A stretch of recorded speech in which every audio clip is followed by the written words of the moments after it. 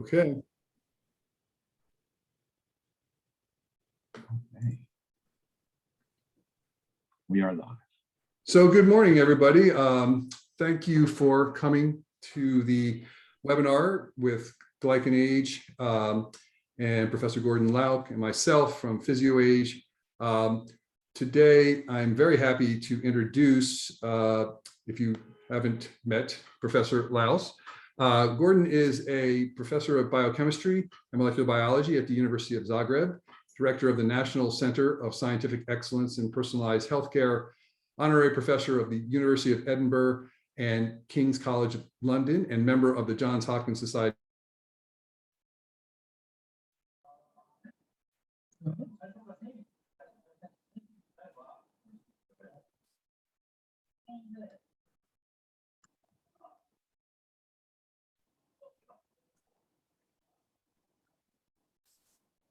Chemical and physiological data in a systems biology approach.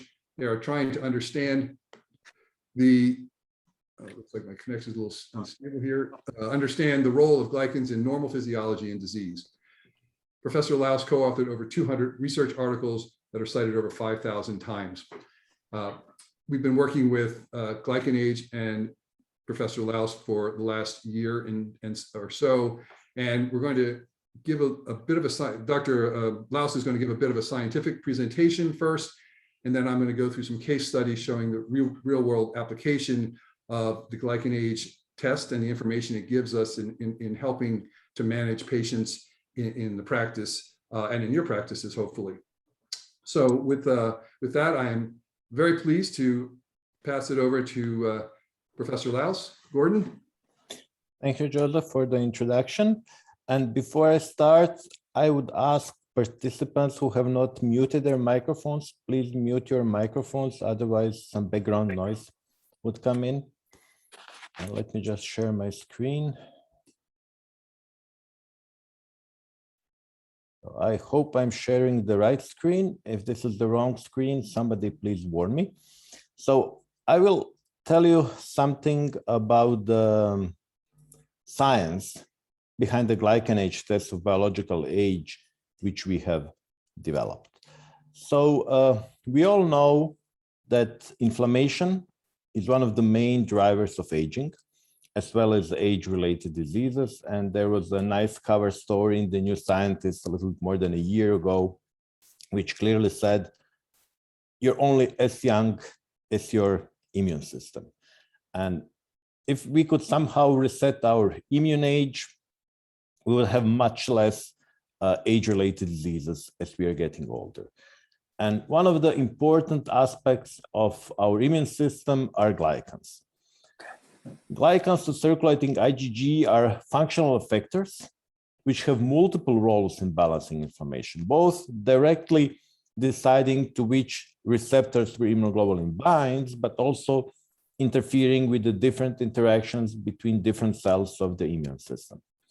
Unfortunately, people generally don't know much about glycans, but they are the ultimate layer of molecular complexity. When we think about any protein, we should think about it as a glycoprotein. So this figure in the middle, this is the S-glycoprotein of the SARS-CoV-2 virus, and these hairy things are the glycans, and these barely visible white and red spheres are the polypeptide part of a protein. And when we think about these glycans, they're not just decoration, they're actively taking part in the molecular interaction between molecules. And this is the receptor binding domain of the SARS-CoV-2 virus, and with its ligand and glycans on both sides played part of this in this interaction. And unfortunately, even a year ago, a director of NIH was writing about as glycoprotein, showing only its peptide part. And we cannot understand the function of a protein without its glycan part. So we have to include glycans in our studies. Before I go on talking about glycans, I have to emphasize here that the protein glycosylation is something very different from a protein glycation, which sometimes people also call glycosylation, and the glycation is a covalent attachment of glucose to different proteins. We usually measure it as hemoglobin A1C and advanced glycation end products. This is just a chemical damage from overload of glucose. Glycosylation I will be talking about is a highly regulated process which results in a synthesis of a different glycan structures. And the key take-home message about these glycans is that they are integration of genetic, epigenetic, and environmental information into one of these structures, which are then being added to different proteins, including the immunoglobulins, which then regulate activity of these proteins. So glycans are molecules of cellular communication, which regulate protein activity, but they're not encoded in a single gene. But the variation is encoded in the multiple genes and inherited as a complex trait. So classical Mendelian inheritance is you have a mutation in a gene which changes the protein structure. When we talk about the glycans, there's alternative glycosylation, adding different glycans to a given glycosylation site, which is encoded in a complex network of genes which work together to regulate protein glycosylation. And we published a very nice paper in Nature Chemical Biology 3 years ago, showing that only 3 generations of mixing genes, so creation of a collaborative cohort of mice, which was done by Grant Morahan in Western Australia, he generated over 100 of strains of second generation cousins.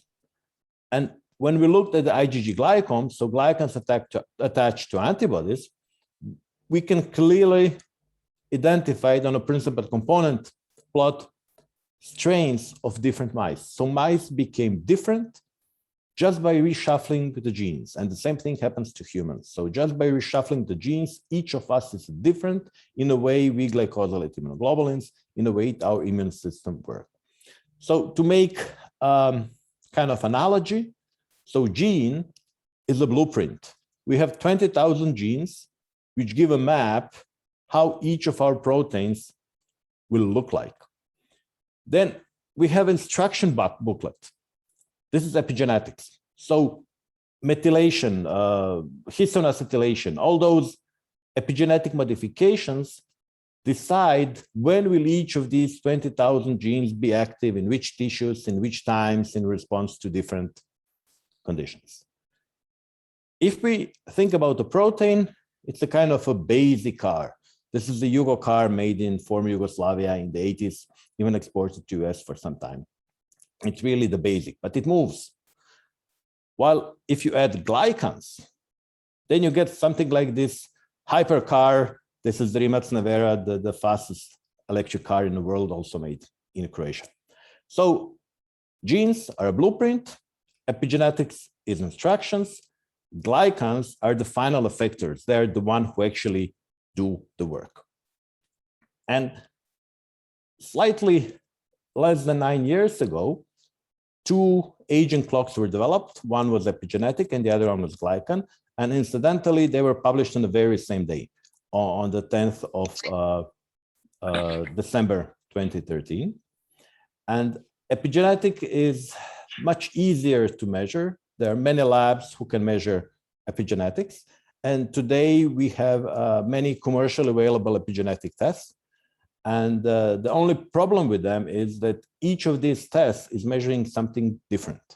So there was original Steve Horvath methylation clock, and then each of the companies developed something which is correlated to the Steve's clock, but they usually don't disclose what are they actually measuring. So each of them, although they're all called the epigenetic aging clock, each of them measures something else, and you cannot directly compare results from any of these tests. To the contrary, there is the one GlycanAge clock today on the market offered by the GlycanAge company, which is based on analysis of 24 clearly disclosed glycans, which are being quantified, which are being used to construct these aging clock. Of course, I'm in a conflict of interest here. I'm an inventor and I'm CSO of a company, so you have to keep that in mind.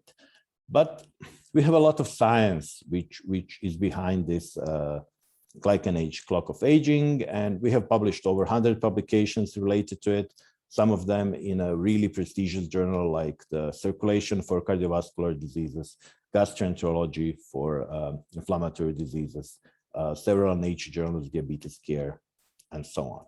So there is really a lot of science because we analyzed over 150,000 different individuals in collaboration with some of the leading researchers all around the world.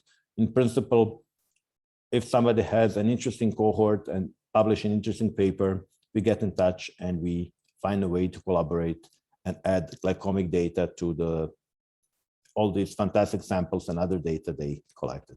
And of course, the first thing we tried to understand was the genetics.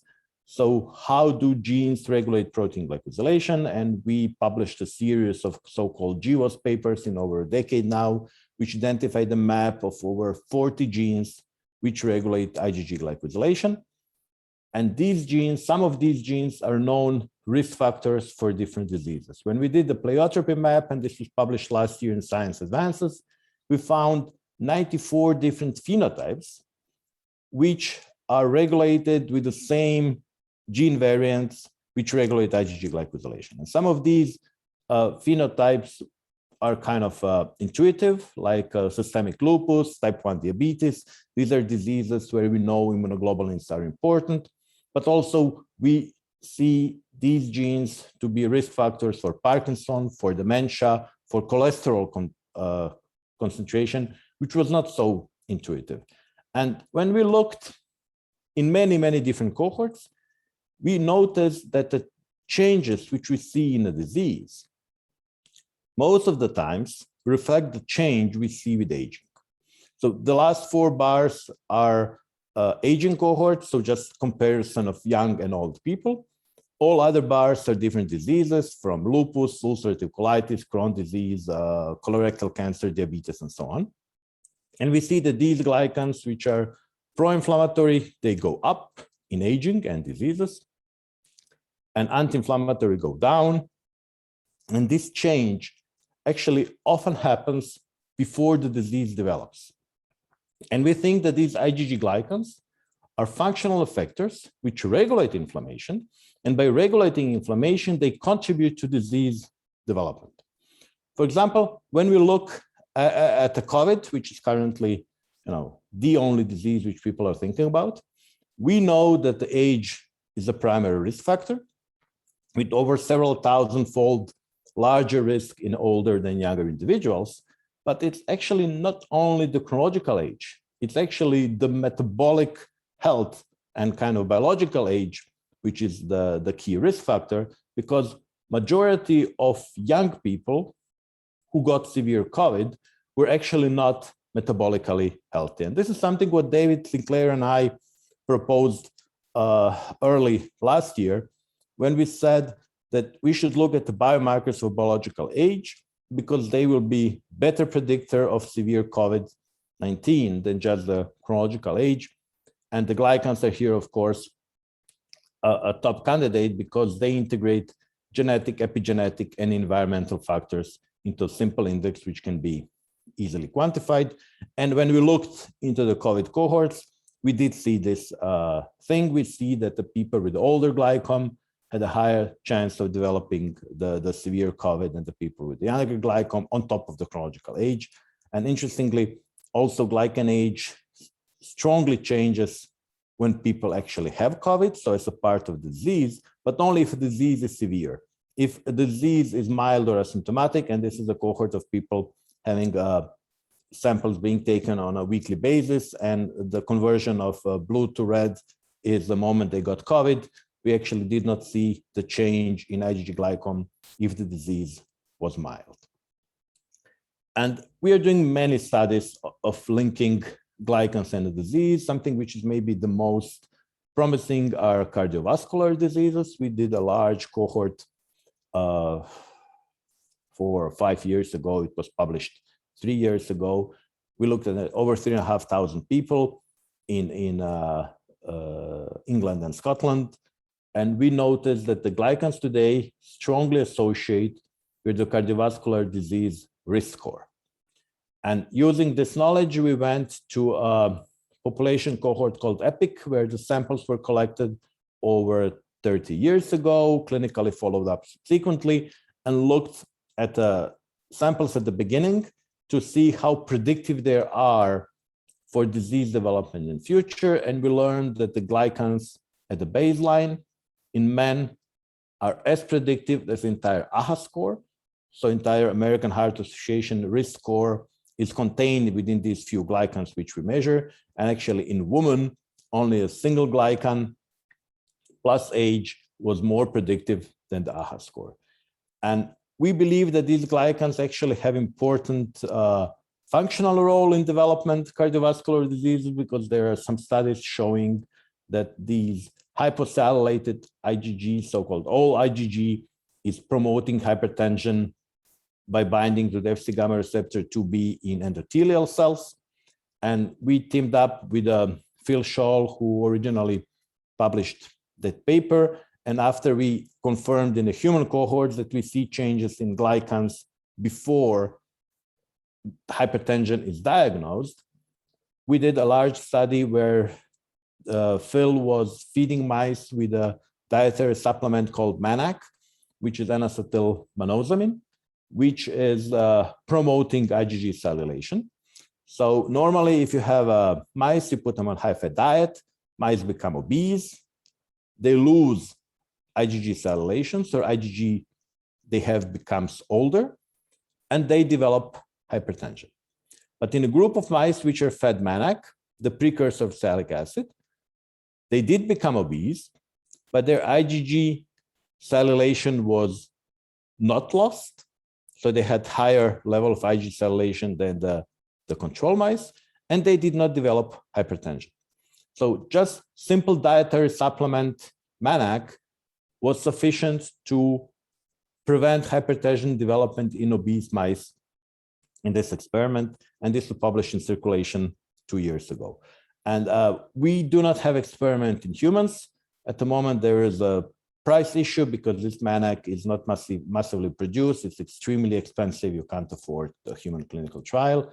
So we don't know whether this would work in humans, but we see a correlation that hypocellulation, having less salicylic acid, associate with higher blood pressure in humans at a given moment. We have many papers about IgG glycosylation and disease. There is a very comprehensive review of everything what we did and other people did in this book. The book is extremely expensive, but our chapter is available freely on this location, so you can download it if you're interested. So the big picture is, generally, people ask for help when something does not work, when they have pain in a given organ, and then they go to hospital, they go to disease. And disease is based on symptoms and a location. So they could get, if there is inflammation in the gut, it will be maybe IBD. If it's systemic, it will be lupus. If it's in the joints, it will be rheumatoid arthritis. But this is the point of no return. These people never get cured. Only their symptoms can be alleviated, at least in the majority of situations. So the idea is we try to find them early. Now the modern medicine is trying to have an early diagnosis, aggressive reprogramming therapy, hoping to put them back in homeostasis. But we are saying, let's try to move here. Let's find these people before there are any symptoms of a disease, when only molecular events are altered, when the molecules are changed, when this process of disease development is in a very early stage, which we can see in the changes of glycans. Then by preventive intervention or early pharmacological intervention, we repair these molecules, they don't do damage, and hopefully diseases never develop. And the key question here, of course, is there something we can do willfully to revert these changes in glycans, to revert the GlycanAge clock of biological age, convert these old molecules into the younger molecules, and in this way prevent age-related diseases? And one of the biggest advantages of the GlycanAge clock of biological age is actually that it does change when you do something healthy for your biology of aging. This is one of the main disadvantages of all the epigenetic clocks, at least the current ones. They don't change a lot if you do something which we know is healthy. But if you do something which we know is healthy, the GlycanAge will change and it will tell you whether it works or not. For example, we tracked 2,000 twins over 15 to 20 years and collected their samples in 3 time points. Some of these twins were gaining weight and some of the twins were losing weight. And if we look at the twins who were gaining weight, their pace of biological aging was faster than the twins who were not gaining weight or losing weight. So just weight loss and weight gain is something which can modulate the pace of aging. And if you do something radical like bariatric surgery, we had a patient who improved for 37 glycan years in 6 months. Not everybody will improve that much, but majority of people will significantly improve. We published this in Journal of Obesity earlier this year. And unfortunately, there is no magic diet. There is no diet which will improve glycans in everybody. We tracked 1,000 people on 5 different diets, and on each of the diets, some people improved, some people did not. So we have to find what works for each of us. The same goes for exercise. We cannot sweat out the bad diet. So if we overtrain, our glycans become more pro-inflammatory. So physical activity is very important, it's healthy, but we should not overdo it. And apparently, based on the data we currently have, this high-intensity interval training seems to be the best for the majority of people. Microbiome is extremely important. It talks to the glycome in both directions. And we have shown, for example, if you do a fecal microbiota transplantation, you can change and improve your glycome. Joseph is doing magic with most of his patients. He will tell you more about it, so I will not go into details. I will show you one example from this side of the Atlantic. For example, Tim Spector is a famous professor of genetic epidemiology at King's College London. We collaborate with him a lot. All these twins come from his cohort. And we were tracking his biological age for nearly a decade now. So he was good, much younger than the chronological age for a number of years, and then deteriorated quite rapidly, decided to do a lifestyle intervention and lost 11 glycan years in 8 months. If you're interested what he did, he has an Instagram live on this topic, and you can check what he did. Another topic which is of high interest for us at the moment is the menopause, because we see that while men, which are blue here, have more or less linear changes, women have these strange bumps around the menopause age, and actually in the perimenopause, they're aging at least 2 times faster than in the other period of their lives. And we know that estrogen is very important because we did a properly designed placebo-controlled randomized trial, which showed that if you block estrogen, the GlycanAge increases rapidly, but if you supplement estrogen, this does not happen. And the changes, of course, are much larger if your GlycanAge was better at the beginning. And what we believe now is that actually GlycanAge is changing before anything else changes, before any other symptoms of the perimenopause are visible, because glycans integrate estrogen concentration for in the last few weeks, kind of analogy of HbA1c for glucose. So IgG glycom is an indicator of long-term estrogen concentration. And then we can identify very rapid changes in the GlycanAge in women entering perimenopause. And then after hormone replacement, they improve. But usually this hormone replacement comes after the problems already developed. So maybe if we can use GlycanAge to identify it early and then give an early hormone replacement, we can avoid many perimenopause issues. So the idea behind GlycanAge is that we try to help people to get motivated to live healthier, because more or less we all know what is healthy, but we generally don't do it. We don't do it because it's difficult, and the reward comes after several decades. So, you know, I'm not going to skip that cookie today because of something which will happen in a couple of decades. But if we get a quick feedback, if there is objective insight into what is current status, if I can measure it, I can see effects of my intervention, this could be a big motivator, and the GlycanAge can really help here because it's available globally. You can order it either through web shop or through PhysioAge, get your samples, collect samples at home, ship them back to the lab and get results in a couple of weeks. And at the end, I just have to acknowledge that all the research which we do is done actually in my private research institute, GANOS, which is funded with over 20 million euros of different European projects, which enabled us to study all those thousands of interesting people. And here I will stop my presentation and thank you very much for your attention. Thank you very much, Gordon, for that fantastic, really tour de force of what you've been doing with glycobiology and the GlycanAge test. Gordon and I became, we met each other after I started sending samples to his lab, and he called me up and said, look, Joe, what are you doing over there? It seems like these GlycanAges are a lot younger, and I'm going to show you some of that data in just a minute. We've been doing in my practice and the PhysioAge licensees along with us at their practices, practicing exactly that kind of medicine that Gordon was talking about, being proactive, looking at the molecular changes early on with multiple biomarkers, both whole organ system biomarkers and molecular biomarkers, and trying to pick up those individuals that are on a trajectory toward disease and to intervene earlier.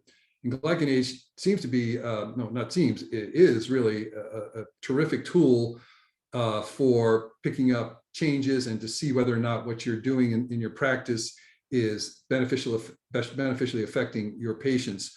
You know, it's fascinating to see that it hits every area that we're practicing in medicine, metabolic medicine, cardiovascular risk factors, hormone optimization, menopausal changes.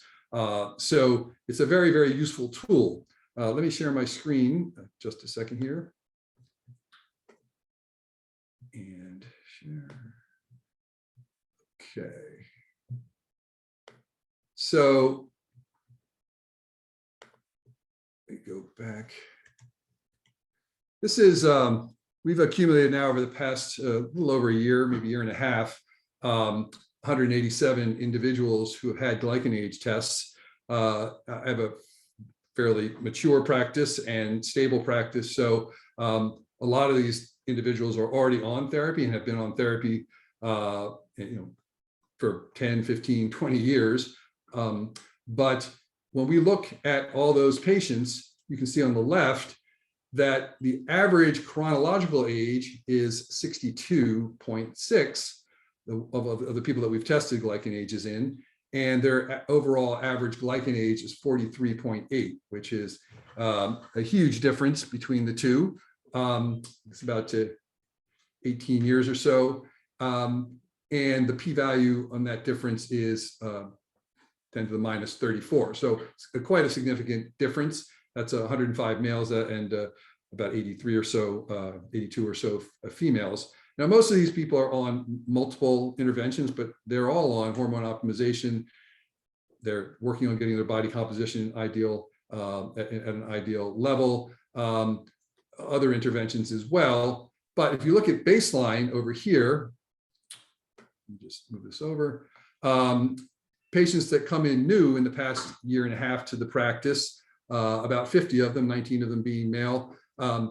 You can see that the GlycanAge performs very well as a biomarker of chronological age if you're not doing anything in particular to improve it. And these are relatively healthy people, but a lot of them are postmenopausal women coming in. About 19 of these are males who are perhaps have a somewhat lower testosterone, but are otherwise, for the most part, relatively metabolically fit. But their GlycanAge is pretty much exactly what their chronological age is, with no statistical difference.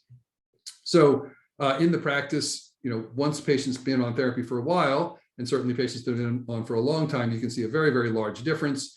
We see in males, very surprisingly, GlycanAges that can be on average about 25 years younger, and the women about 13 to 15 years younger when they're on full sort of hormone optimization and the other things that we do in the practice in terms of diet, exercise, supplements, et cetera.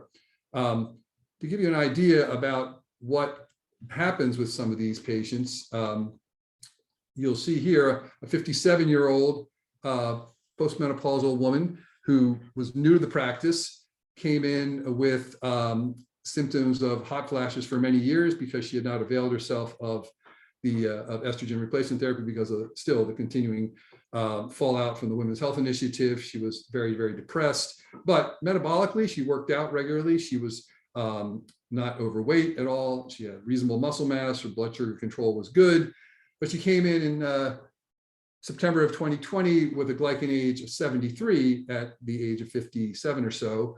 And her estradiol level, as you can see from the PhysioAge drawers that some of you are probably familiar with, that track these numbers over time. Yeah, there we go.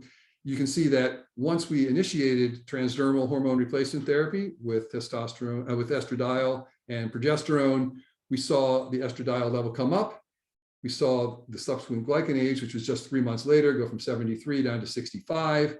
She reached a peak of 102.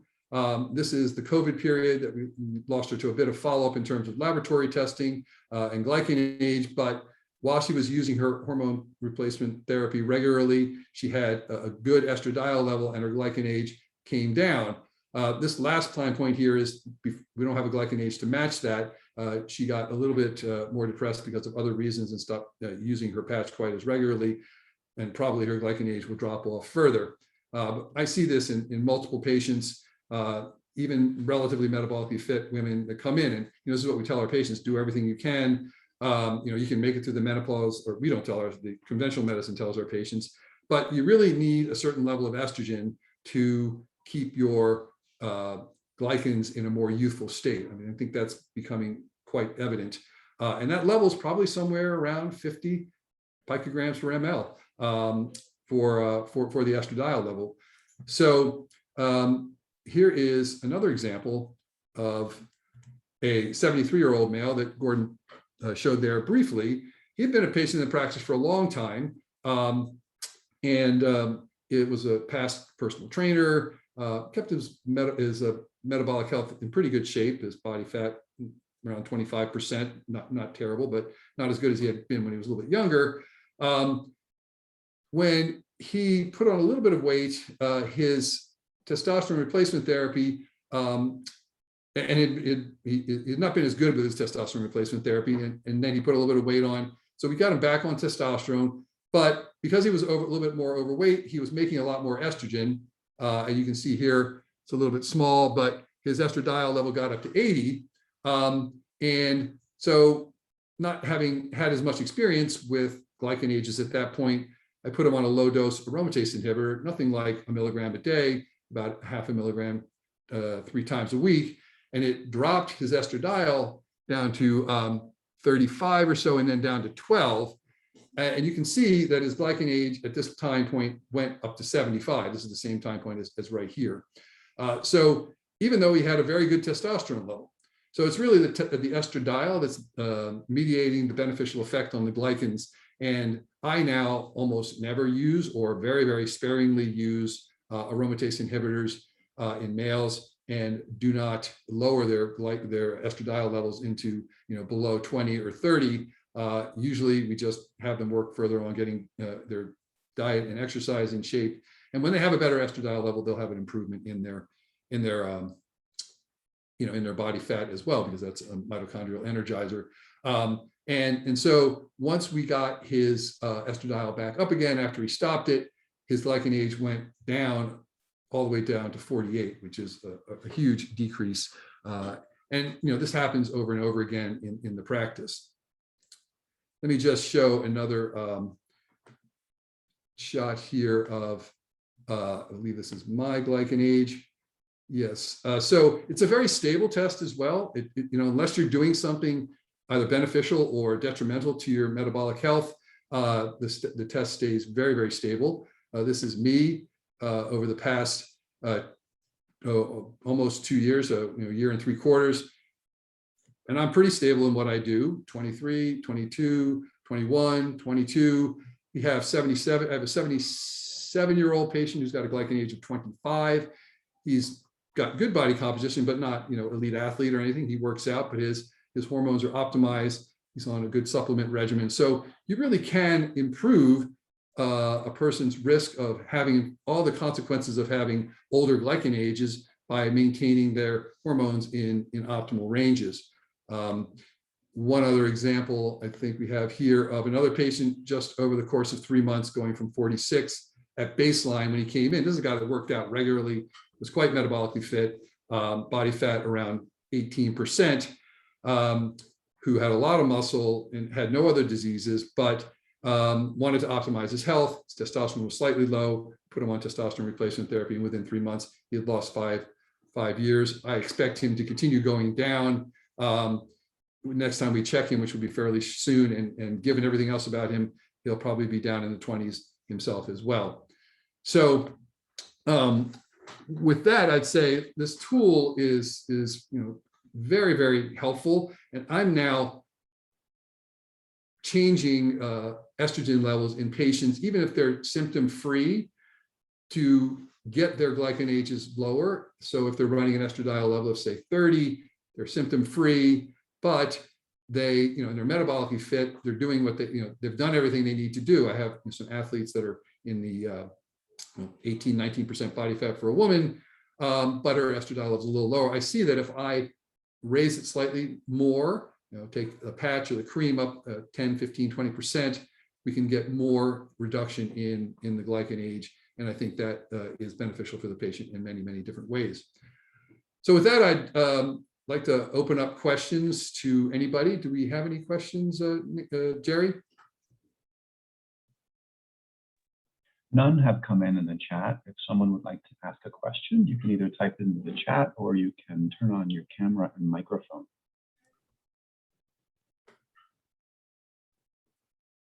Anybody? I have a question. So what kind of doses of estradiol is necessary to reach that 50 picograms per deciliter, whatever the threshold is? Yeah, that's really quite variable. That's, I guess one of the reasons why we get paid for what we do. Each woman can be very different depending on what form of, and I always use transdermal therapy, although I think that oral would probably work as well in terms of lowering the GlycanAge. 0.05 will do it in some women on a patch, or 3 to 4 milligrams per ml daily in a transdermal cream, depending on what base is being used and how well they're being absorbed.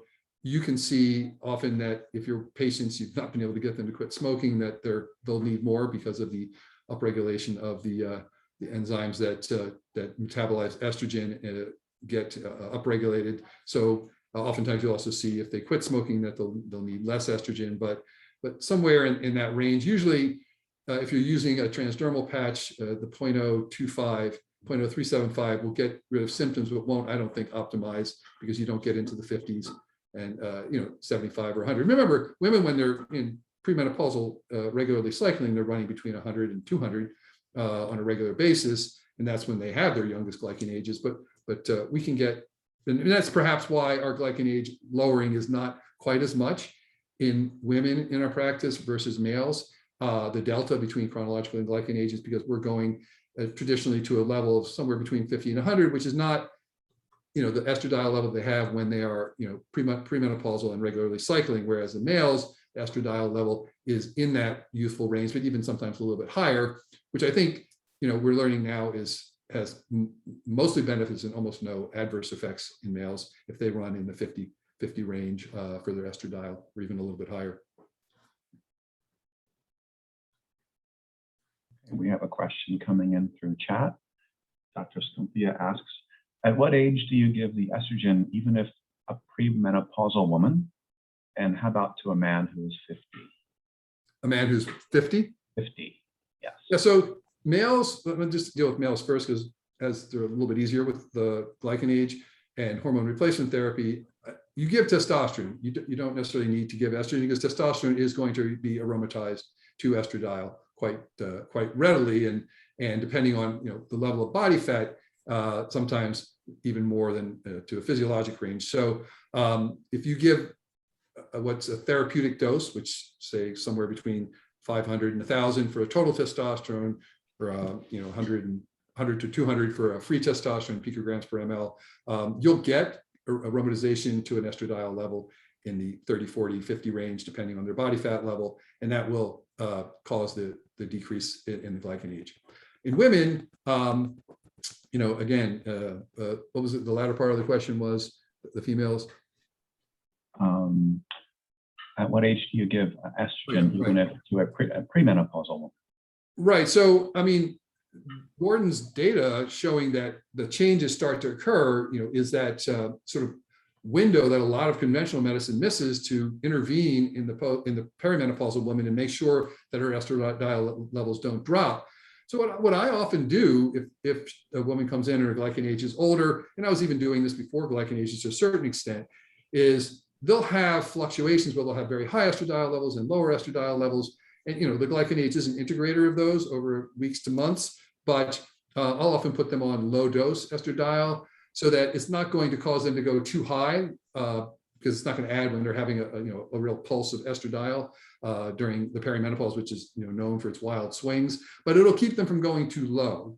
And I think that perhaps what we're going to see, and I don't have enough data yet to show that we can prevent that increase in the GlycanAge that occurs during the perimenopause, premenopausally, if we maintain that level so that it doesn't drop below 50. So if you put them on, say 2 to 3 milligrams, even if they're normally cycling, but oftentimes drop a little low and sometimes get symptoms, or they'll have a cycle where they're having some symptoms and some cycles where they're not, just make sure they don't drop too low. I think that what we're going to see, and the software will be able to show you that the GlycanAge is tracking along with the average estradiol that you're getting. And I think that's going to be another way to practice a more evidence-based and metrics-based dosing for our estradiol, rather than just saying, as long as the symptoms are gone, if they're not having symptoms, it's not a problem. And, perhaps even if they're having very mild symptoms, consider putting them on low-dose estradiol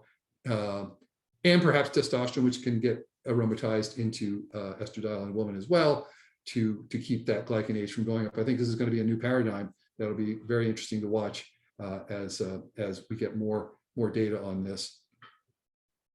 As a follow-up to that question, the problem is that estradiol is so labile when you measure it through the cycle. How do you control for lability? Well, it's labile with a normal menstruating woman, but what happens with, one thing you can see is if the GlycanAge is good, it's an integrator, just like glucose is labile across the day. GlycanAge and hemoglobin A1C is not. GlycanAge tells you whether on balance they're getting enough estradiol. Managing the perimenopause and the ups and downs of it is one of our major challenges. I haven't ever done ablation with Lupron in women, but you could also sometimes consider putting them on if they're having real wild fluctuations, a birth control pill. But for the most part, we just let those fluctuations take place, and the GlycanAge, I think, will stay in good range because it's an integrator of the total area under the curve for the cycle, not the minute to minute estradiol levels. Maybe I can add something to that. So we don't have many women which we have tracked through years in the perimenopause period, but based on what we have, we see that very early in perimenopause, the GlycanAge starts to change quickly. So it would be important to have a kind of a baseline, starting to measure women maybe once a year from their early 40s. And then once the GlycanAge starts to change, that maybe measure it a little bit more frequently. And then when they really start to change quickly, then it's a time to start with the estrogen. Because as Joseph said, it's an integrator of the couple of weeks of estrogen concentration. And for now, we think that it changes before any other symptoms are visible. And when these changes cannot be seen directly from the estrogen, because it is still fluctuating with the cycle, which is then irregular occasionally, and it's very hard to get a clear message from just the estrogen unless you measure it kind of on a daily basis. I just have a quick question to follow up on that. One of the earliest changes in perimenopause is actually not loss of estrogen, but loss of progesterone. Have you looked at any data on progesterone and glycosylation? No. So the thing is, for this type of study, we need placebo-controlled randomized trial, or we need an intervention within a person. And we don't have this type of samples at the moment. If you know somebody who might have them or who might be interested to collect them, we'll be more than happy to analyze glycans. We'll keep our eyes open. It's interesting because that is sort of the earliest sign is lower progesterone production and ovulatory cycles, and not so much the loss of estrogen. So if you're seeing those very early on, I'm wondering exactly what the role might be of those things. But you have great data from that study where you knocked out estrogen and you saw that estrogen certainly is a major factor, and we see that in our patients as well. More questions? Yes. Dr. Rains asks, does the GlycanAge correlate with PhysioAge? Don't know yet. I have data. We do have that data because we just added the PhysioAge to the software, so we will be doing that analysis. We'll be able to we have PhysioAge on pretty much all those subjects that we have GlycanAges on. You have to understand though, they're both, GlycanAge correlates, Gordon, correct me if I'm wrong, about an R squared of 0.5 or so, maybe a little higher. So they're both, and PhysioAge has an R squared of 0.9. So they both have age, so they're going to correlate. How much of that is out, in addition to their age correlation? Perhaps Gordon could help us with that analysis. Yeah. So we do try to add GlycanAge to many different other aging biomarker studies, and we always see correlation. But I think that this correlation is driven by chronological age, of course, and everything will correlate. I think the important thing is what explains the difference. So if we see the difference between the GlycanAge and the PhysioAge or the epigenetic age, what is the molecular mechanism driving this difference? And I think eventually this will become the most informative part of all these different biomarkers, because at the moment, we really cannot say in advance what is the reason why somebody has higher GlycanAge. We can only try several interventions and then see what works. But maybe one day when we see it's a high GlycanAge but low PhysioAge, maybe this is intervention A. And if it's a high epigenetic age and high GlycanAge, high PhysioAge, then it's another intervention. So I think we have to collect more data, and then it will be easier to make decisions. Yeah, I think that's exactly what we're going to be doing. And it's going to be a fantastic way to practice longevity medicine. Okay, next question. How important is the level of progesterone in premenopausal women? This is in the context of estrogen dominance. We don't know. Well, we just discussed it. Yeah, we just discussed it. We don't, it is important, of course, but in terms of the glycans, we don't have any information on that. Next question. Do DHEA levels predict GlycanAge? We don't know. We don't know, but we have the data and we can look at that for at least for our baseline patients. It's not, we're getting larger numbers of baseline patients, and we could also see it. Incidentally, I didn't show it, but we did an estradiol versus GlycanAge in males, and the higher the estradiol, the lower the GlycanAge. So that correlates pretty well with an R squared of about 0.3 or so. DHEA, we don't know yet, but we do have the data. It's a good question. And that was the last question we have in the chat. Does anyone else have any questions to ask today? Well, great. Gordon, this has been great. I really appreciate your presentation and taking the time to share great technology with the PhysioAge group. There is a question. Let me just answer it. For rapamycin, we don't know. So we haven't done a properly. So on individual basis, we can see that people taking rapamycin might have lower GlycanAge, but this could be caused by something else. So we need a properly designed cohort to address this. And that was the last question. So GlycanAge, as you can see, is in your PhysioAge health analytics platform, and I encourage you to order the test. And if you order it through PhysioAge, you can get a discount. We look forward to gathering more data on this and doing another presentation when we have more information. And I thank you all for participating, and thanks again, Gordon, for the great presentation. Thank you.